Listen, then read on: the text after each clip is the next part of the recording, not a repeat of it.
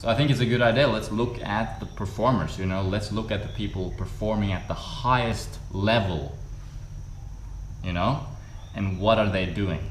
What are they concerned with?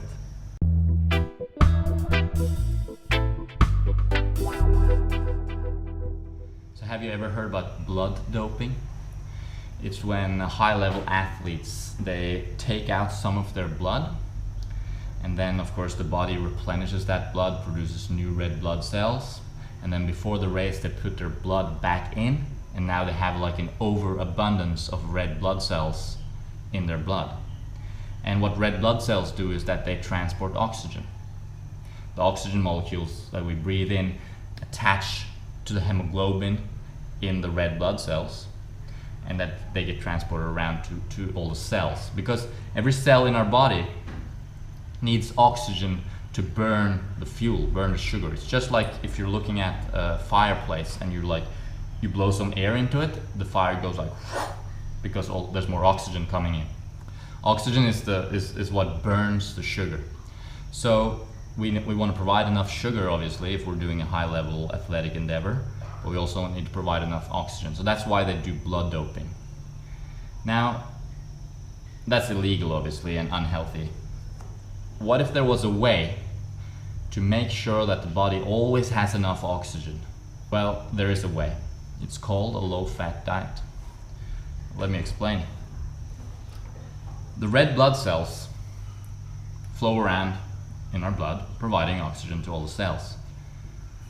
Well, if we have too much fat in our diet,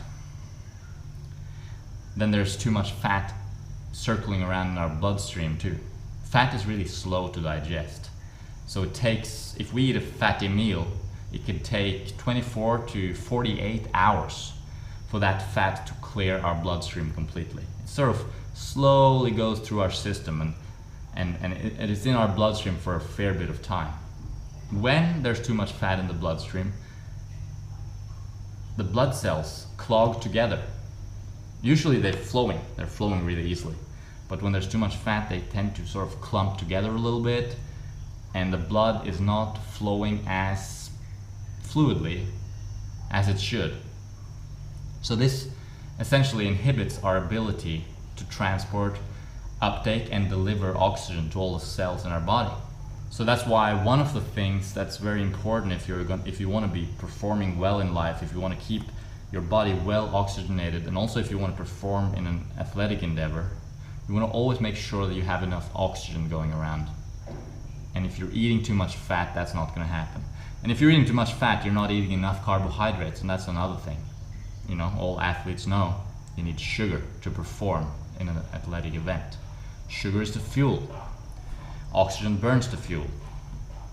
So sugar, water, oxygen, pretty essential things when it comes to performing.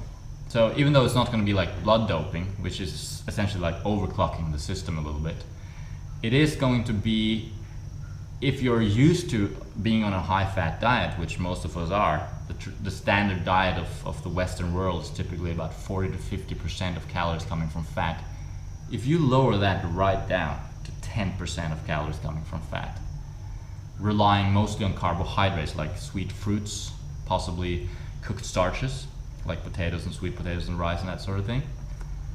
Preferably fruit though, because that's the most easily digestible, providing the nutrients in the most perfect balance. If you were to lower your fat intake to 10% and provide those carbohydrates instead, your blood would start flowing much better.